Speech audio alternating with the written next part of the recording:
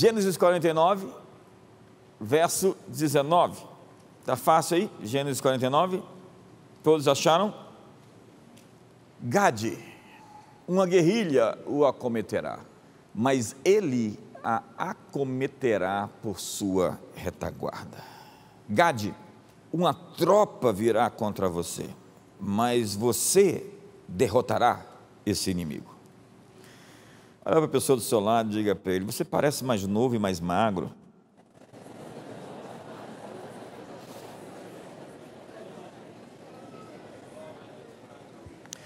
No texto que nós lemos, aparece então Jacó, que é anunciado como Israel. Ouçam as palavras de Israel.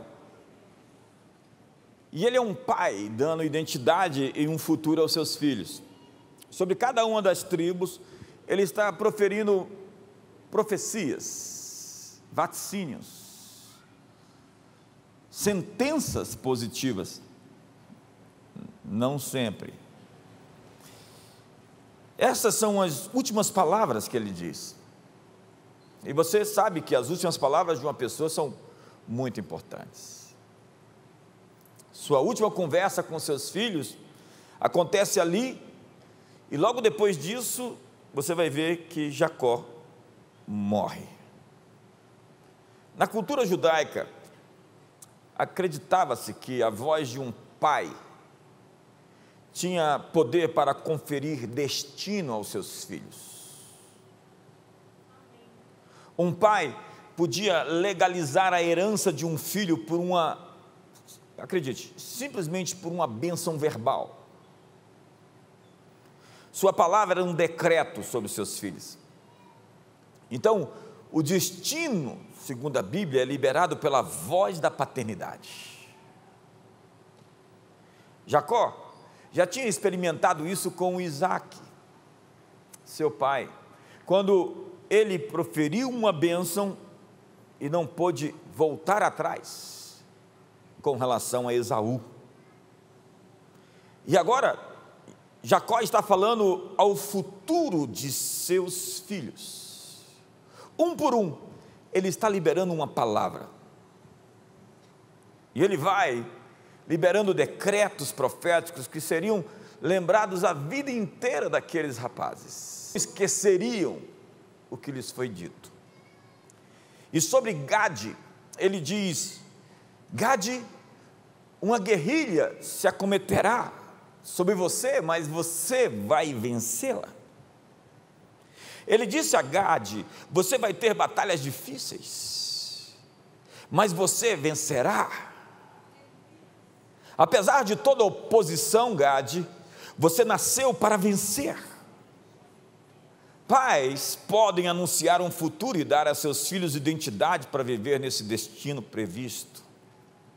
Gade significa uma tropa virá. Seu nome, então, anuncia suas batalhas, suas guerras, os golpes que levaria, seus enfrentamentos, seus desafios. Mas seu pai disse: você não será vencido, você sairá vencedor. Haverá momentos de luta na sua vida. Estar em Jesus não significa não ter problemas, mas significa que você vai vencer os problemas. Estar em Jesus não significa não ter desafios, significa que você vai vencer os seus desafios. Deus disse: ainda que você caia 7 vezes, você se levantará. Você não é definido pelas suas quedas, mas pelas vezes que você se levanta. Você precisa da voz do Pai para vencer. Há pessoas sem uma voz de autoridade que possa lhes abençoar. Elas andam sem norte, sem rumo. Elas simplesmente estão perdidas. Elas até acham que liderança é manipulação. Elas foram feridas um dia e elas vivem machucadas, sangrando. Pessoas que vivem sangrando. A amargura é a hemorragia da alma. Então essas pessoas não acreditam mais em hierarquias. Hoje, Homens fracos abraçam o niilismo existencial, que é um ato de rebeldia contra a realidade. Tem gente lutando contra a realidade, gente que anula o sentido de tudo e anula o valor de tudo que existe. Então hoje a agenda progressista anuncia uma nova civilização, mas para uma nova civilização surgir, nós precisamos de um novo homem. E esse homem que existe não nos serve, nós precisamos reinventá-lo. O que nós estamos assistindo é a emasculação dos meninos, dos rapazes. É quando se coloca em júdice todos os valores que construíram essa civilização ocidental, judaico-cristã. Os progressistas hoje nos dizem que homens devem urinar sentados, porque faz bem para a saúde.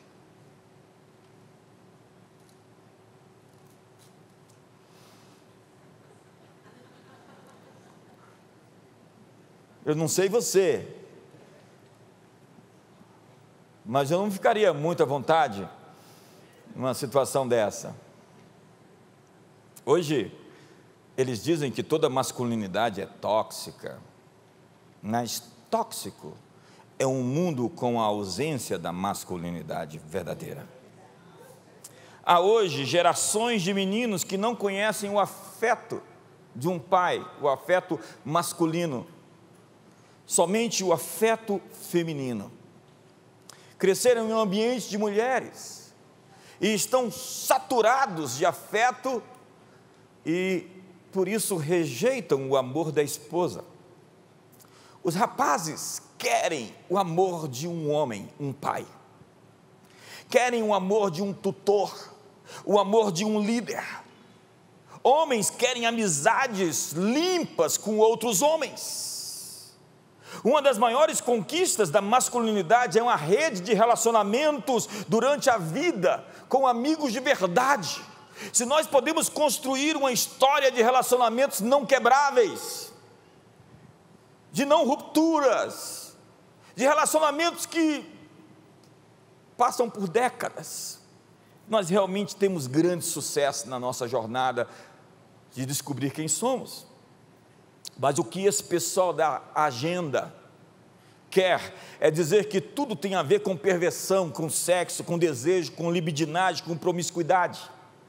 Hoje aprovou-se na Colômbia a pedofilia, onde um homem pode ter sexo com uma menina de 14 anos. É a agenda em curso, naquilo que Herbert Marcuse chamava de metanoia pela sexualização precoce das crianças. Nós podemos mudar a sociedade sexualizando os infantes. Daí o que eles chamam de arte, que é todos sem roupa, mergulhados na orgia. Um novo homem para uma nova civilização exige a desconstrução dos velhos valores cristãos, da família tradicional monogâmica. Então eles inventam famílias pluriparentais, os chamados trisais, o poliamor. Tantas situações estão surgindo para desgastar a masculinidade, e o resultado disso é o colapso da paternidade, porque quando homens falham em se tornar homens, eles falham em se tornar pais. Quando meninos não crescem para se tornar adultos verdadeiros, eles falham em se tornar provedores, protetores, guardadores de uma família. Então, sem pais, nós não temos a voz do destino. Sem pais, nós não temos o vaticínio, a profecia, a proteção, a cobertura, a direção, os limites.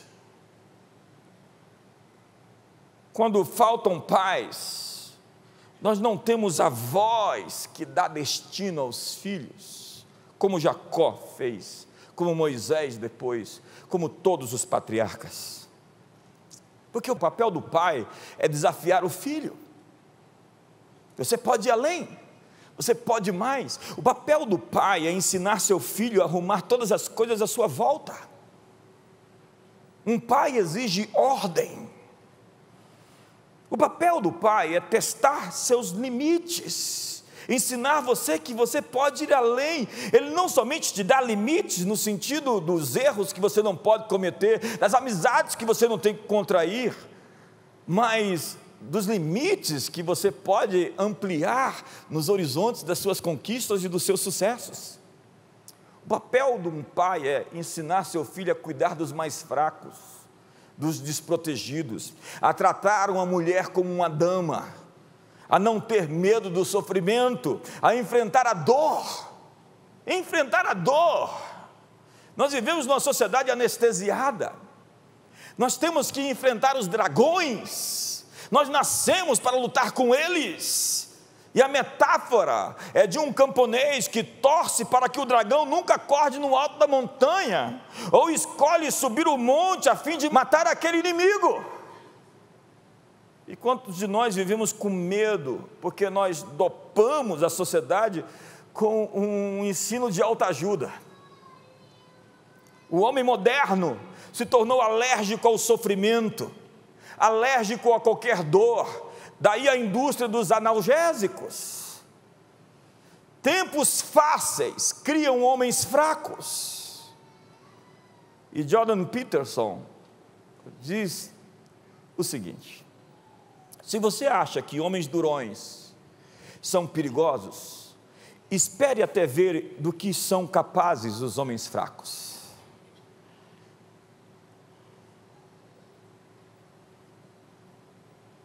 Diante do ataque que acontece aos homens, principalmente na Europa, no norte da Europa, nos países Suécia, Dinamarca, etc., onde existe um processo de emasculação já avançado durante décadas. Jordan Peterson tem uma frase, ele diz: está tudo bem em ser um homem. É o óbvio. Mas ele está dizendo: ei, não tem nada de errado de você ter nascido homem, porque querem assassinar, destruir, desconstruir a masculinidade diante dos nossos olhos, chamando tudo aquilo que parece-se com testosterona de tóxico. A coisa chegou em um ponto em que Peterson diz: não há nenhum problema em ser homem. Você tem um homem aí do lado, diga: não há nenhum problema em ser um homem. Não há nenhum problema em ser um homem. Em falar grosso, nós falamos grosso, alguns não. Anderson Silva. Jacó disse a Gade: você terá muitas batalhas, mas você vai vencer todas elas. Não existe um evangelho sem batalha, sem dor, sem sofrimento e sem perdas. Mas prepare-se para vencer cada uma das batalhas que você for enfrentar.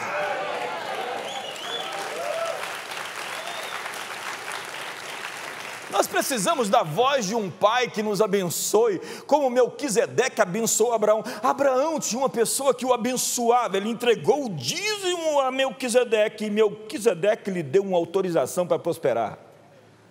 Porque é isso que significa a palavra barak no hebraico, uma autorização para ir, uma autorização para avançar, uma autorização que diz: vai e arrebenta, vai e detona, vai e conquista, vai e prospera, vai e ocupa.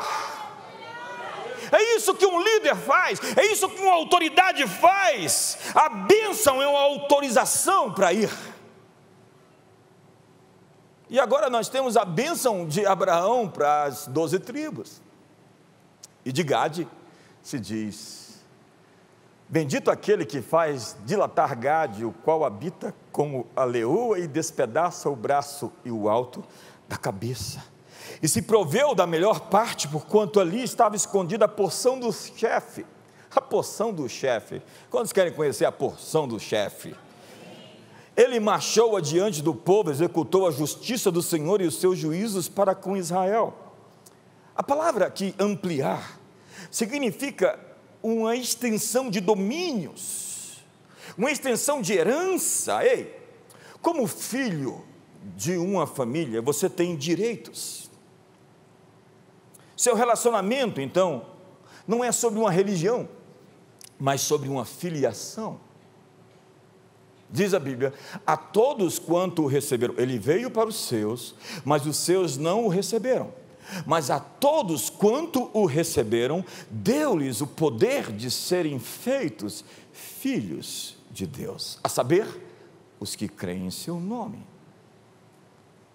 O apóstolo João então diz: todo o que é nascido de Deus vence o mundo, e esta é a nossa vitória que vence o mundo, a nossa fé. E aos Romanos, Paulo escreve: não recebemos o espírito de escravidão para andarmos com medo, recebemos o espírito de adoção que clama: Abba, papai, paizinho. Eu cresci num ambiente que falar assim com Deus gerava muitos ciúmes. Que intimidade é essa? Vamos falar ao Senhor Deus Todo-Poderoso, aleluia. Essa coisa de chegar assim: papai, papai,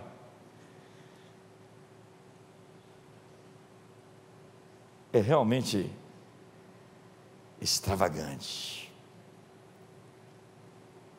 Jeremias, o profeta, diz o seguinte: se te fadigas correndo com os homens que vão a pé, como poderás competir com os que vão a cavalo?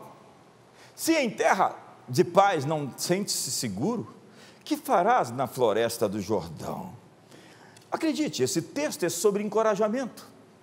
Esse texto é um pai falando para o seu filho: você tem mais para dar. Põe a mão no ombro do seu irmão e diga: você tem mais para entregar.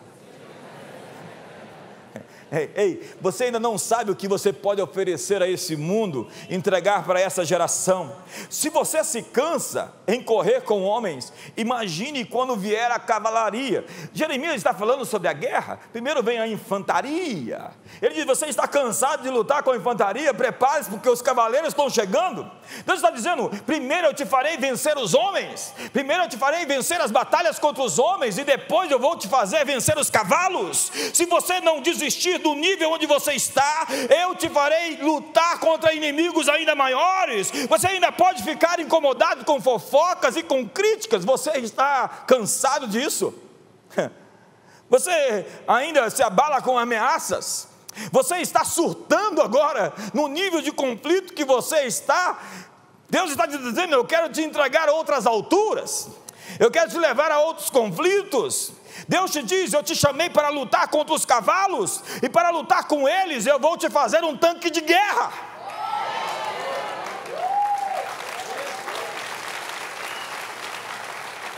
Então diz a Bíblia em 1 Crônicas capítulo 12, dos gaditas, estamos em Gade de novo, passaram-se para Davi a fortaleza no deserto. Eles se juntaram a Davi, homens valentes, eles procuraram um líder, eles são espertos, eles foram o homem certo, homens de guerra para pelejar, armados de escudo e de lança. Seu rosto era como de leões, e eles eram ligeiros como as gazelas sobre os montes. Diga comigo: rosto de leão, pés das gazelas. Rapaz, que combinação. Diga comigo: coragem, rapidez. Hoje Deus vai derramar sobre você o espírito da coragem e da agilidade. Você vai correr rápido e você vai correr com coragem para vencer a tropa, para vencer o exército profetizado. Você deve ter o rosto como de um leão, onde não existe medo. Um leão não titubeia, ele tem foco absoluto. Diga comigo: foco absoluto. Não, você consegue dizer, por favor, vamos lá. Foco absoluto. Um leão, ele é um predador, e predador tem olhos à frente. Ele não tem olhos de um lado e do outro lado da cabeça. Veja, tudo que é presa no mundo animal tem olhos de lado. Observe isso. Animais predadores têm olhos à sua frente. Eles têm foco absoluto. Então, não seja distraído por conta dos ruídos, das ameaças. Não perca a concentração por conta do barulho. Há muito barulho. Quantos estão ouvindo barulhos, ameaças, medos, assombrações, setas? Diga comigo, foco absoluto. Não, todo mundo, vamos lá. Foco absoluto. Não, concentrados, vamos lá. Foco absoluto. Diga comigo, rosto de leão. Diga, os pés que correm como as gazelas. Então, amigos, coloque os seus olhos no alvo. Às vezes você colocou os seus problemas no trono, quando Jesus deveria estar no trono.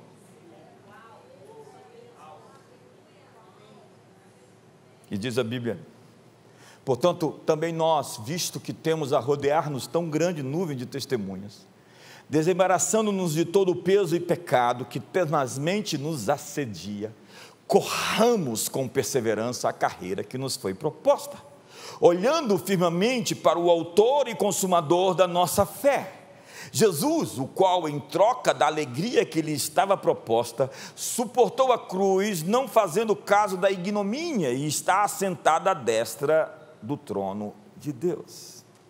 O que o texto diz é que Jesus não levou em conta os sofrimentos que tinha que passar. Nós temos que entender como homens, como mulheres, que sofrimento faz parte dessa vida, e que nós não devemos temê-los, porque eles vão nos aperfeiçoar e nos levar para o outro nível, mas nós não colocamos os olhos e o foco sobre as dores ou o sofrimento.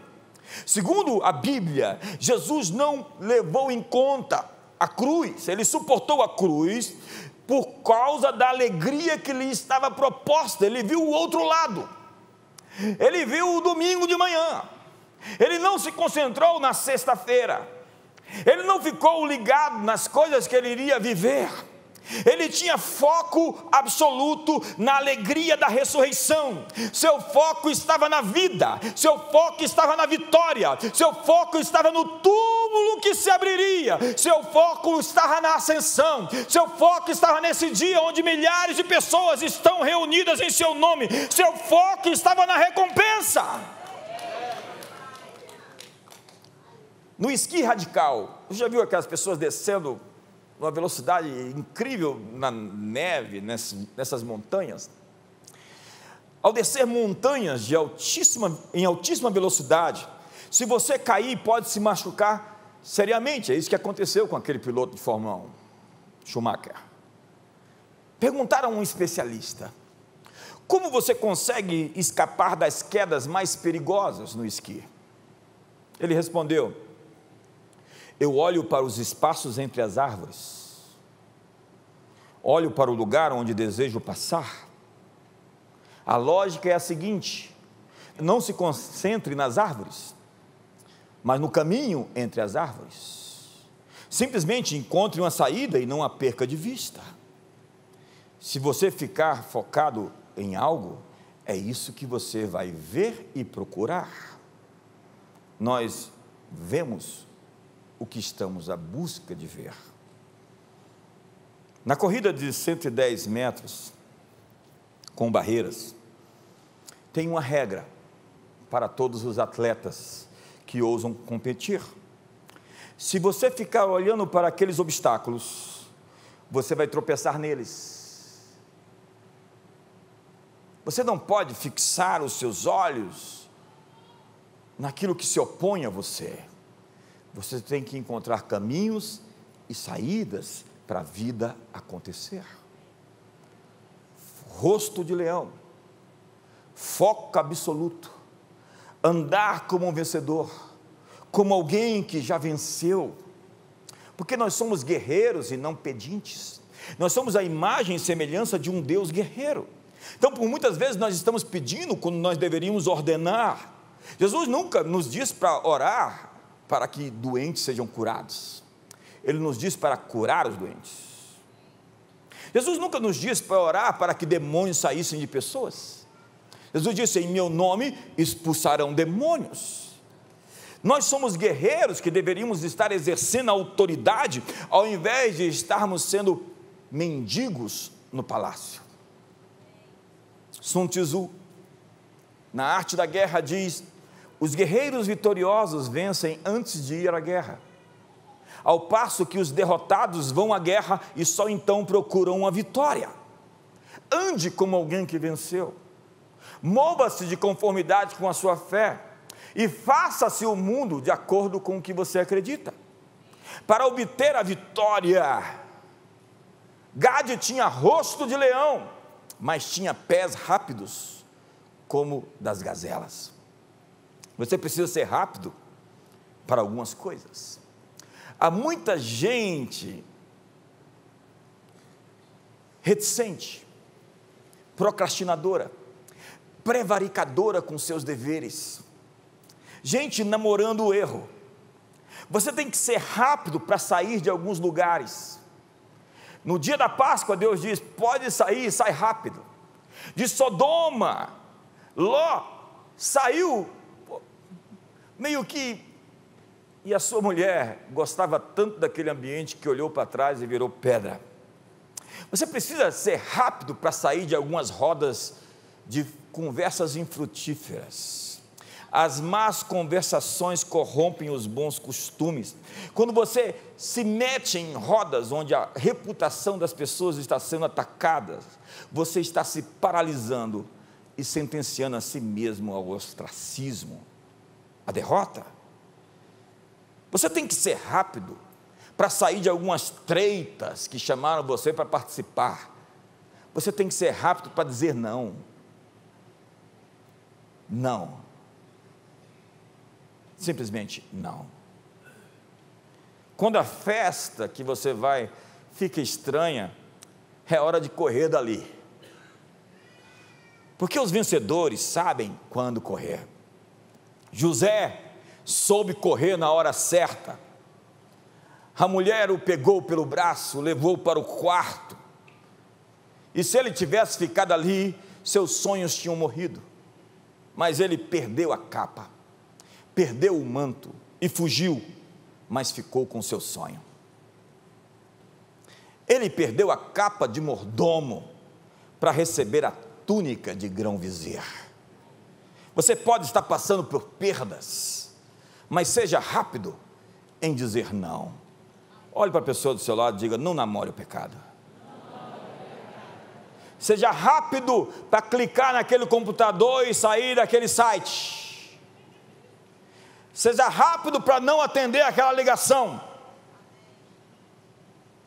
Seja rápido para sumir da tua vida quem quer te levar para trás. Para terminar esse relacionamento, herança é dada pelos pais. E a história do Brasil é marcada por peões ou fidalgos. O que é um peão? O peão é a designação de um homem que não podia servir o rei a cavalo. Até hoje fala: olha lá o peão. O peão é um homem que não tinha um cavalo para servir o rei. O que é um fidalgo? O fidalgo que não podia ser julgado em um tribunal comum, os chamados pelourinhos, era o filho de alguém. O filho de alguém sempre tem uma grande vantagem na vida, porque na Bíblia é assim: Bartimeu é filho de Timeu, Bar-Jonas é filho de Jonas, Saul é filho de Quis e Davi é filho de Jessé. Sua identidade sempre está conectada a quem você é filho, de que família você vem. Mas há homeless no corpo de Cristo que não tem teto, não tem casa, não tem igreja, desigrejados que não podem ser chamados por um nome de uma família espiritual. Dá um sorriso para o irmão do lado. Agora está tenso, mas vai melhorar. O que nós temos que entender é que o nosso grande problema social é uma questão de famílias quebradas, famílias disfuncionais. Se nós quisermos consertar a sociedade, nós temos que começar pela sua célula, porque o indivíduo não é a unidade de uma sociedade. A unidade de uma sociedade é a família. Sociedades são feitas de famílias. Se nós queremos curar a sociedade, nós temos que curar as famílias. Não adianta enxugar o gelo. Famílias inteiras e saudáveis vão curar o mundo. Se você quiser fazer alguma coisa boa da sua vida nesse mundo, construa uma família poderosa, uma família inteira, uma família saudável, uma família vencedora. A promessa dada é que em Abraão, diz o texto, serão abençoadas todas as famílias da terra, vós sois filhos dos profetas. E da aliança que Deus estabeleceu com vossos pais, dizendo a Abraão, na tua descendência serão abençoadas todas as nações da terra. Deus abençoou uma família para abençoar as nações. A promessa dada aos pais segue se cumprindo nos filhos. Então o teto de um pai é o piso da próxima geração. Então nós vamos construindo, e essa é a natureza do que chamamos de conservadorismo, acredite. É a ideia de que nós estamos sobre o ombro de gigantes que vieram antes de nós, construindo sob a base do que eles nos deixaram. Ser um conservador não é ser um retrógrado. Pelo contrário, é estar construído sob a sabedoria de séculos e de milênios que vieram antes de nós. Ser um conservador é respeitar o passado, porque o progressismo é justamente o contrário, é fazer tábula rasa da sociedade, reinventar a sociedade, reinventar a família, reinventar o homem, reinventar a mulher. É isso que eles querem, uma nova civilização. E como eu disse, para uma nova civilização, você precisa de um outro homem que na verdade não é homem, é um híbrido.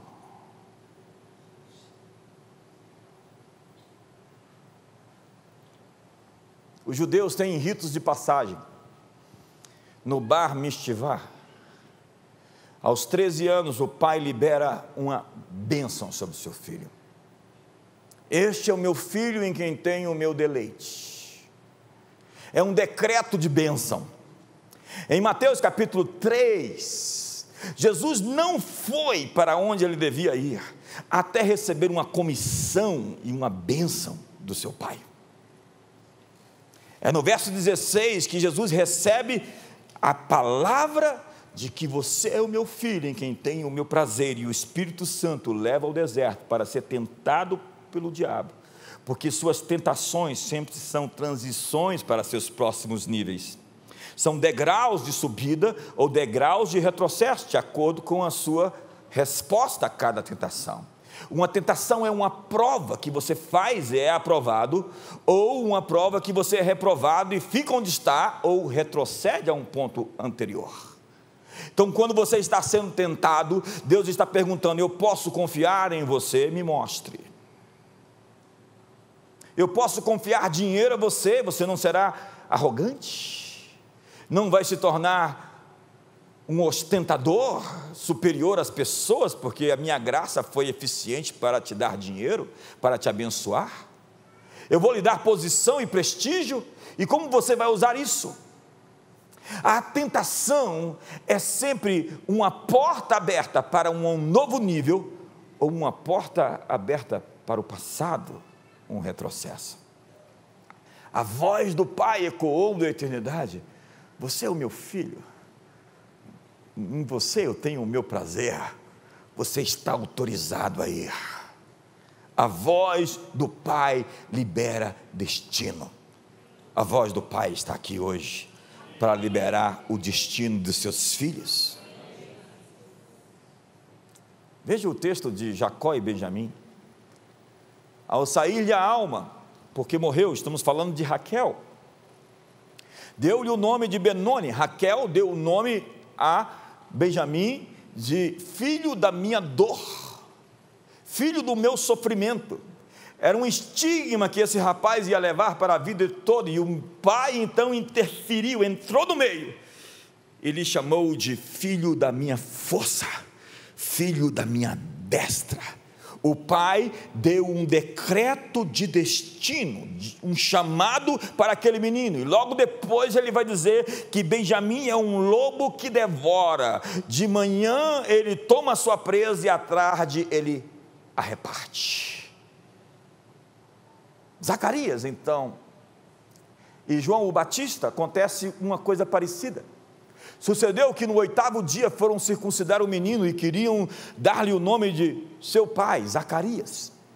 De modo nenhum, respondeu a mãe. Pelo contrário, ele deve ser chamado de João. Eu sugiro a você que dê esse nome para o seu filho, se você está grávida. Disseram-lhe: ninguém há na tua parentela que tenha este nome. E perguntaram por acenos ao pai, porque o pai estava mudo, porque Deus às vezes deixa a gente mudo para a gente não falar bobagem e não profetizar contra aquilo que ele está fazendo. Porque no dia que a mulher foi visitada para ser engravidada, ele estava duvidando, e Deus falou: então vai ficar calado para não falar e falar contra o meu sonho, contra o meu propósito. Então ele estava mudo até aquele momento.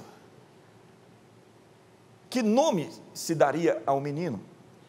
Verso 63, então pedindo ele uma tabuinha, escreveu: João é o seu nome. E todos se admiravam. Imediatamente a boca se lhe abriu, e desimpedida a língua, falava louvando a Deus. Veja que texto incrível. A voz do pai foi liberada quando o seu filho nasceu, e o nome dele encerra a sua identidade. João significa Deus mostrou o seu favor, Deus mostrou a sua graça, Deus é misericordioso, Deus é gracioso. Mas nós temos um texto que é o contrário disso tudo, que é o texto de Finéias e o nascimento do seu filho. Estando sua nora, a mulher de Finéias, grávida, e próximo do parto, ouvindo essas novas, de que a arca de Deus fora tomada e de que o seu sogro e o seu marido morreram, encurvou-se e deu à luz, por quantas dores lhe sobrevieram. Ao expirar, disseram as mulheres que assistiam: não temas, pois tiveste um filho. Ela, porém, não respondeu, nem fez caso disso. Mas chamou o menino e acabou, dizendo: foi-se a glória de Israel. Isto ela disse, porque a arca de Deus fora tomada, e por causa do seu sogro e do seu marido. E falou mais: foi-se a glória de Israel, pois foi tomada a arca de Deus. Sabe o que acontece com uma geração inteira? Ela é batizada com o nome de a glória de Deus foi-se embora, porque o pai, Finéias, se prostituía debaixo da tenda da congregação com as mulheres, enfiava a mão nas ofertas que eram oferecidas para Deus. O julgamento veio sobre ele, ele morreu naquele dia em que o filho nasceu, e não existia um pai para interferir no destino daquele menino, para que ele não viesse ao mundo com o nome de desgraça. Assim é a realidade de tantos moleques, que estão sem rumo, sem direção, sem limites, sem a proteção, sem o teto, sem um lar, porque as mulheres engravidaram de meninos e não de pais de homens.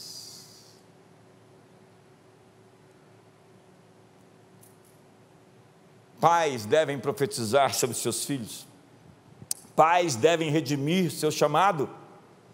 Nós temos um Pai no céu que controla todas as variáveis, então nós não somos órfãos. E com isso eu termino. Tem a Santa Ceia e você quer ir embora.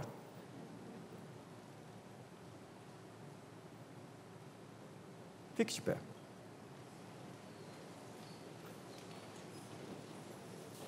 Não apague as luzes ainda. Diga para a pessoa do seu lado: nós não somos órfãos. É assustador hoje o número de famílias monoparentais, chefiadas por uma mãe ou por um pai, na maioria das vezes pela mãe. Hoje, 4 em cada 10 famílias americanas são monoparentais. Isso a médio prazo estabelece uma catástrofe social. No Brasil, o número é parecido. Mas a grande questão no Brasil e em qualquer lugar é que nós podemos encontrar a paternidade de Deus. E isso pode mudar para sempre a carência que temos de ser amados, respeitados. Olhe para mim, todas as vezes que você vê um rapaz fazendo propaganda de si, é porque ele não teve propaganda de si dentro de casa.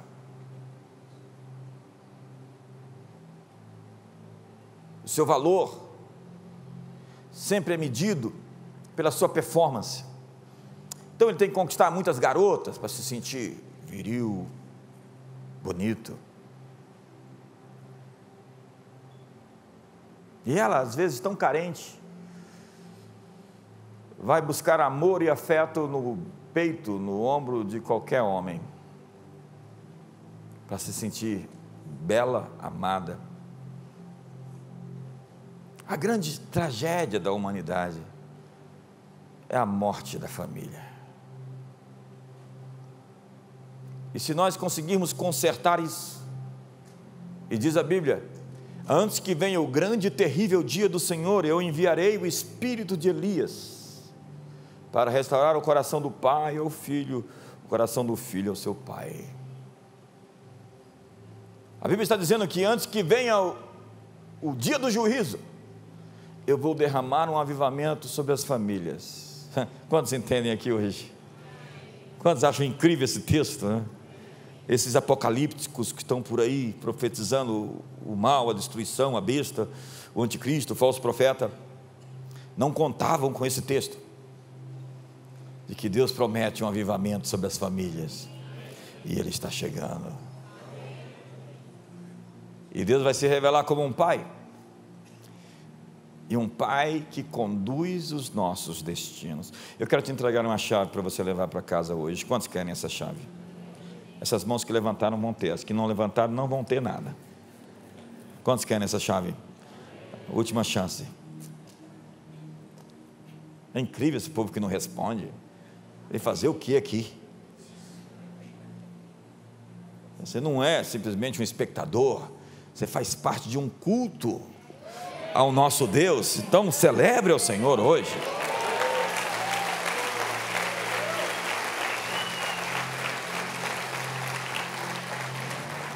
Olha que texto. Eu sempre gostei tanto desse texto. Eu sempre citei tanto esse texto. Graças, porém, a Deus que em Cristo sempre nos conduz em triunfo e por meio de nós manifesta em todo lugar a fragrância do seu conhecimento. Põe a mão no ombro do seu irmão e diga: Deus vai te levar em vitória ao seu destino. Ei, a voz do Pai está aqui essa noite dizendo: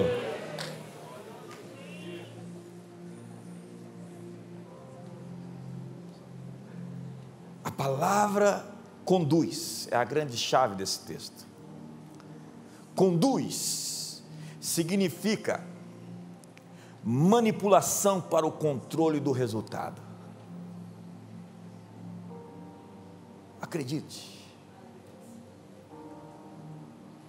Deus está trabalhando secretamente, invisivelmente, em detalhes específicos daqueles que se reportam a Ele como um Pai. Jesus disse: quando vocês orarem, falem com Pai nosso que estás nos céus. Essa é uma palavra poderosa. Quando você diz Pai, sabe o que acontece? Deus controla os seus resultados. Ele entra com as variáveis. Não é isso que ele fez, Gilvan? Controlou os resultados.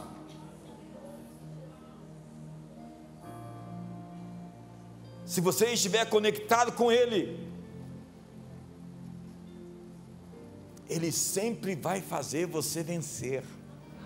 Gade, o inimigo virá contra você, mas no final eu vou te dar a vitória. Gade, uma tropa virá contra você, mas você vai se levantar contra ela e vai atropelá-la.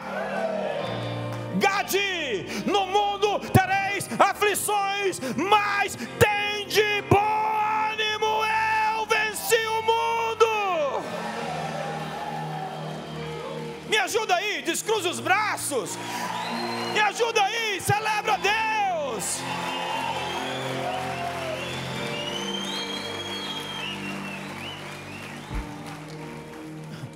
O Pai está dizendo essa noite, a voz do Pai está dizendo: eu estou conduzindo. Olha para o seu irmão do lado e diga assim: assim diz o Pai, eu estou conduzindo. Eu estou conduzindo. Quando tem um assunto que precisa da condução de Deus aqui, quando tem um assunto que precisa da interferência do Pai, ei, o Senhor está dizendo: eu estou conduzindo. Não olhe para o irmão do lado e diga: eu estou conduzindo, diz o Senhor. Eu estou conduzindo. Eu estou conduzindo. Quando tem uma coisa fora do seu controle, fora do seu comando, fora das suas forças, fora das suas possibilidades, Deus está dizendo: eu estou conduzindo. Eu estou no processo. Eu estou nisso. Eu estou no negócio. Eu estou fazendo. Eu estou fazendo o que você não pode fazer, entrando onde você não pode entrar, vencendo quem você não pode vencer. Eu estou operando onde você não pode operar. Eu estou conduzindo. Graças a Deus que em Cristo sempre nos conduz em triunfo. A voz do Pai está dizendo: eu estou conduzindo meus filhos para a vitória nesse país.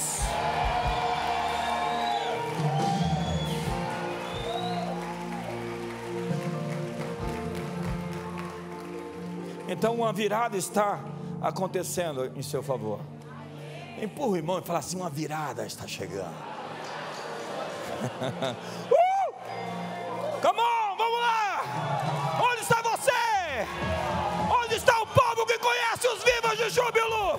O povo que anda na luz da sua presença.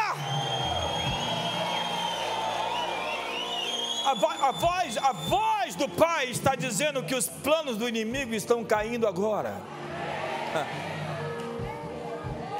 Deus trabalha no turno da noite.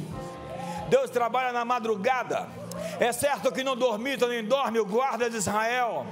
Deus está trabalhando agora por aqueles que nele esperam. Quantos esperam nele? Diga Pai, diga Abba Pai, diga Papai, diga Paizinho. Não recebestes o espírito de escravidão para andares atemorizados. Quantos estão assombrados, assustados e com medo? Recebestes o espírito de adoção, que clama Abba. Sabe qual é o princípio? Eu ouvi dizer, quando um pai, no tempo em que foi escrito esse texto, era comunicado que a mulher estava grávida, ele era pai de fato, mas só seria confirmado quando o filho nascesse, olhasse para ele e dissesse: esse é meu filho. Isso é o espírito de adoção. O Pai está dizendo do céu: reconheço a mim em você. Você é o meu filho. Você tem o meu DNA. Os seus inimigos estão caindo. Uma guerrilha pode vir contra você, mas eu me levantarei por você e você a vencerá. Diga: rosto de leão, pés como das corças. Diga: eu vou correr rápido, com coragem.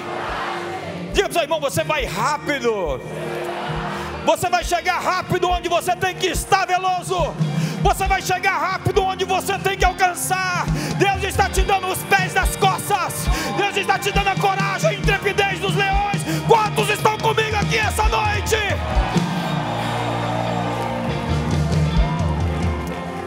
A voz do Pai está dizendo: eu estou te dando parcerias para a vida toda. Eu estou te dando amigos, uma rede de relacionamentos. Eu estou te dando uma igreja para a vida inteira. Tem gente que tem uma conversa fiada: meu ciclo aqui acabou. Falei: que demônio conversou com você? Que falácia. Nós somos uma família, ninguém vai embora da família. Ciclo aqui acabou. É um sofisma. Orfandade é terrível. Você tem problema com o seu marido, com sua esposa, você não vai embora. Pelo menos não deveria, né? Resolve a treita. Olha nos olhos. Fala a verdade em amor. Foi em 94 que Deus me deu uma palavra: eu vou te dar uma casa firme. 94. Eu estava num evento em Águas de Lindóia, e Deus me deu uma palavra tão forte: eu vou te fazer uma casa firme. A voz do Pai está dizendo a você: sua casa será sólida, seus filhos serão firmes. A bênção sobre nós pertence a todos os filhos que estão sob o nosso teto. Levante as suas mãos. A voz do Pai está aqui hoje, te abençoando e te dizendo: vai e conquista, vai e guerreia, vai e luta, vai e prospera, vai e cresce, vai, case-se e tenha filhos, vai, conquiste espaços, monte negócios, plante vinhas, colhe os seus frutos, casem seus filhos, edifiquem a terra. Orai pela paz na cidade, porque na sua paz vocês terão paz. Brasil, terra de paz. Brasil, Yahvé Shalom, Yahvé Shammah, Yahvé Tsidekenon, Yahvé Ha, Yahvé Nissi, Yahvé Sabaoth.